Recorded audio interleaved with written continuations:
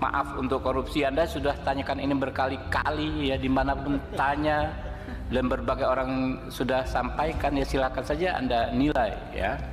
Kalau saya itu kan pernyataan umum seorang pemimpin pemerintahan maupun pemimpin negara, kepala negara, nggak bisa dijawab dengan ya hal ihwal prosedural ala Mahfud MD. Mahfud MD ini orang gagal.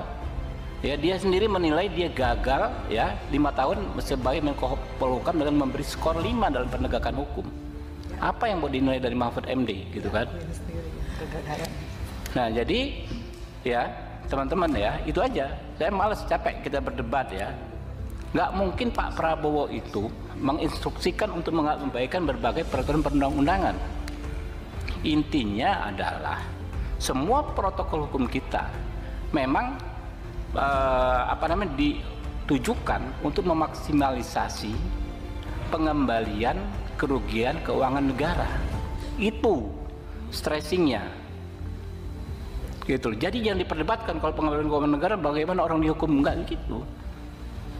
Kita ini memperdebatkan hal yang remeh-temeh tapi melupakan hal yang paling substansi dalam pemberantasan korupsi. Assalamualaikum warahmatullahi wabarakatuh. Halo semuanya, kembali lagi di channel K2 Reaction.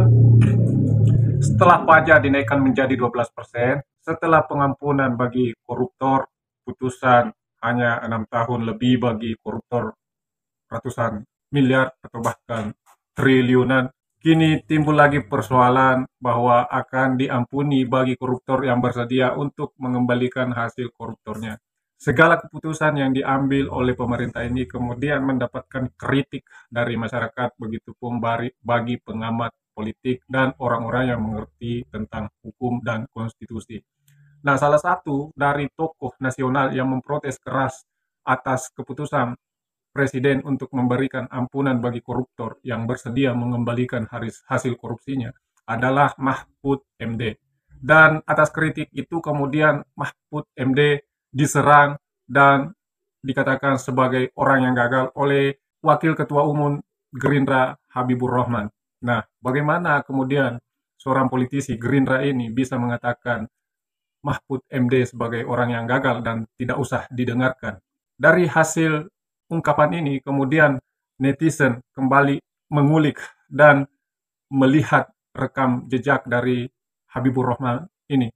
Dan dalam beberapa kejadian memang Habibur Rahman ini seperti orang yang cenderung emosian, yang lebih mengutamakan emosinya ketimbang akal sehatnya. Bagaimanakah jejak digital itu? Berikut tayangannya. Yang kilat bukan hanya revisi, yang di MK juga kilat dan diam-diam gitu kan. Yang di MK juga kilat dan diam-diam gitu kan. Yang di MK juga kilat dan diam-diam gitu kan. Tapi nggak apa-apa. Jadi namanya hukum itu kan, kalau aksiologi hukum kita 8D, konstitusi, kepastian, keadilan, dan kemanfaatan. Jadi harus ada 3 hal tersebut. Kalau kita anggap adil, kita anggap pasti, tapi tidak bermanfaat karena menimbulkan kegaduhan, apalagi berpotensi menimbulkan seperti tadi ya, bisa sampai ada korban jiwa, ada bentrokan ya. Tentu kita harus antisipasi. Nah, sehingga kalau saya sampaikan perkembangan perkembangan pembahasan undang-undang ini ya seperti yang teman-teman saksikan. Apa yang ditutupi? Nggak ada sebetulnya. Ya kan, mulai rapat Bamus, kemudian rapat Raker, rapat Panja, rapat Timus Timsin ya. Timus Timsin itu tradisinya itu tertutup. Ya, karena kan kita hanya ngomong soal redaksi dan lain sebagainya. Lalu rapat pleno di tingkat pertama ya.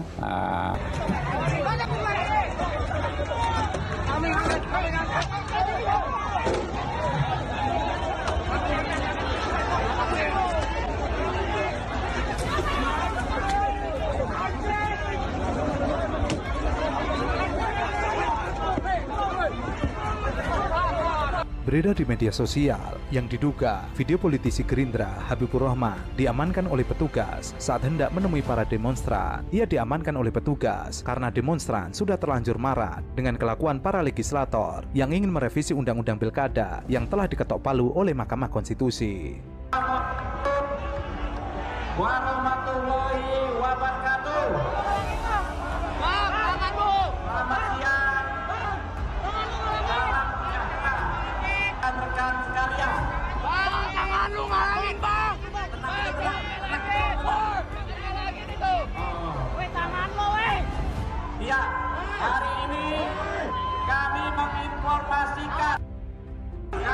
menyampaikan informasi bahwa tidak ada perubahan pilkada.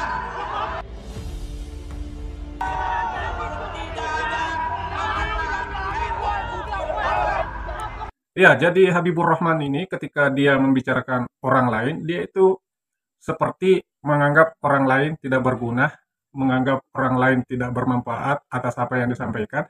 Sementara dia sendiri beberapa kali itu mendapat cemoohan, mendapat serangan dari netizen maupun dari rakyat karena pernyataan-pernyataannya tentang konstitusi.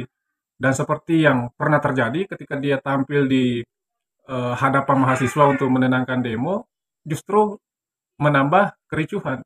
Kehadirannya tidak membawa kedamaian, kehadirannya tidak membawa rasa adem di mahasiswa, malah yang ada amarah pendemo semakin meningkat. Bahkan Habibur Rahman ini mendapatkan lemparan dari pendemo dan sampai-sampai beliau harus diamankan oleh petugas untuk dilarikan dari tempat kejadian. Tadi saya tanya undang-undang ke lu nggak jawab. Gua ngomong Anda jawab dulu undang-undangnya apa? Weh, Jawab dulu undang-undangnya apa? Saya nggak mau jawab. Saya nggak mau jawab. Saya tidak mau jawab. Undang-undangnya apa? Tidak mau jawab. Makanya Anda Saya jangan tidak mau nanya, jawab. tidak nanya. Nggak ada urusan. Kalau Anda tanya, Anda jawab. Tidak mau, tidak perlu. Jawab. Kalau saya merasa tidak perlu, tidak perlu. Jawab. Anda tidak bisa paksa Mana saya. undang-undangnya?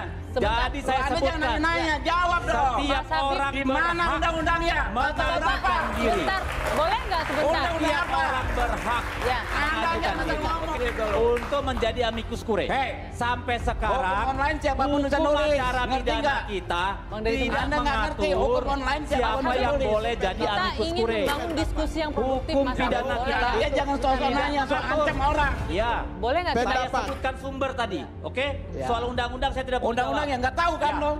Saya menyebut sumber. Ya nggak tahu undang-undangnya Saya apa. aja buat jawab Sebentar. kagak tahu. Saya tanya undang-undangnya Jadi apa. saya Ini sebut konsep amicus curiae semua ini orang diatur berhak. di Begitupun ketika Habibur Rahman berdiskusi atau berdebat dengan Sitorus, salah satu kader dari partai PDIP, yang diperlihatkan bukan argumentasi yang punya landasan, tapi argumentasi atas dasar emosional dan mata yang melotot, seolah-olah bahwa dialah yang paling benar, dialah yang paling berkuasa.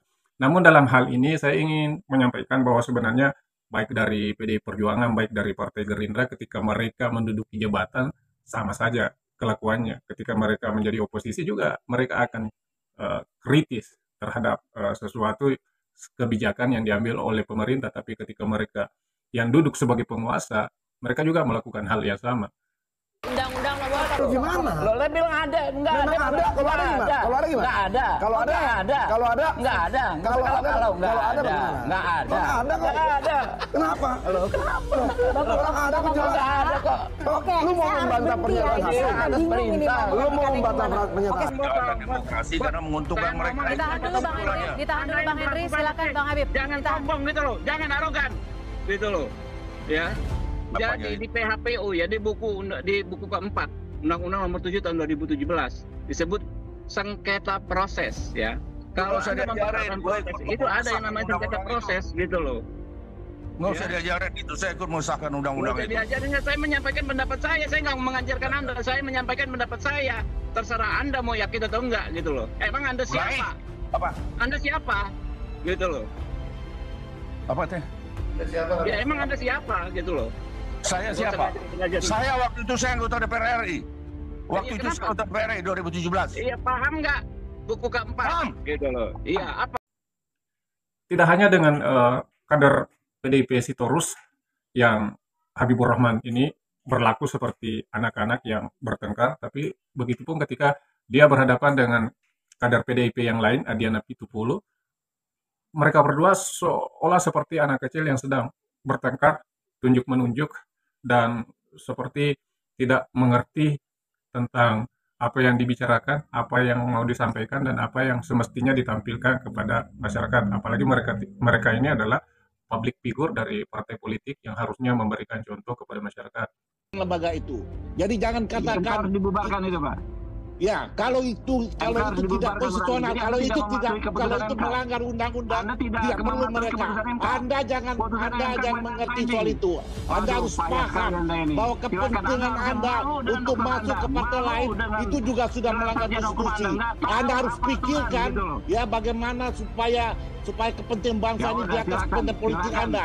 Itu yang pertama. Yang kedua, bagaimana mungkin Anda masuk ke wilayah partai orang mencoba memujuk rayu kader partai orang. Ini Anda keliru berpikirnya. Keliru bagaimana merebut kekuasaan. Kekuasaan itu harus direbut pakai etika dan moral. Mendengar pernyataan dari Kapitra, Habibur Rahman menyebutnya dungu. Maka terjadilah perdebatan panjang dan akhirnya saling memanas. Bukan direbut dengan segala cara dan menghalalkan segala cara. Ini bahaya untuk demokrasi dan bangsa ini ke depan. Itu harus Anda pahami itu. Ya, dan kedua jawaban soal apa? Ya, jawaban soal yang kedua. Ya, bagaimana mungkin Anda bisa memujuk rayu kader orang lain, Bapak-bapak, partai lain? Apakah kalian tidak punya kader lain, kader sendiri? Kenapa harus? Jadi Habibur Rahman ini memang tidak hanya bertengkar, berkelahi, adu mulut dengan hanya satu kader dari partai PDIP Perjuangan, tapi banyak kader partai PDIP yang pernah bersinggungan adu debat, adu mulut dengan Habibur Rahman. Dan sekali lagi saya mau sampaikan, sebenarnya saya tidak membela dari kader PDIP atau dari kader Gerindra, karena kesimpulan dari saya, mereka ini sama saja.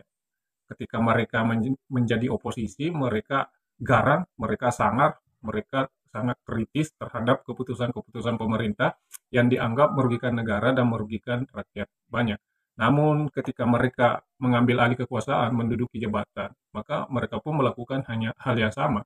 Dan yang tadinya melakukan hal yang sama, kembali menduduki oposisi, maka kritik dan kesangaran mereka juga kembali dimunculkan. Jadi kita sebagai rakyat kecil, kita sebagai orang awam hanya bisa dipertontonkan hal-hal yang sebenarnya penangkapan kita adalah mereka bertengkar untuk kepentingan diri sendiri dan kelompoknya, bukan untuk kepentingan rakyat dan kepentingan negara.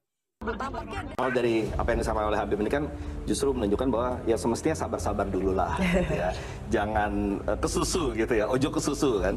Ya sudah, tunggu saja ya, tunggu nanti periode ini selesai, barulah kita bicarakan apa yang menjadi program-program yang disampaikan oleh masing-masing pasangan calon yang mungkin nanti bisa diakomodir oleh yang menang. Itu pun juga menunggu hasil KPU sekali lagi. Nah jadi ya kita berharap ya penguasa ini bisa menahan dirinya.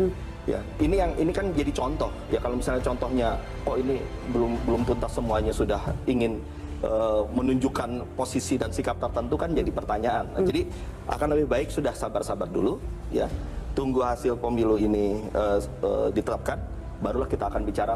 Taufik Basari mengomentari pembahasan program makan siang gratis yang sudah mulai dibahas di pemerintahan Jokowi. Ia menganggap hal tersebut terlalu terburu-buru.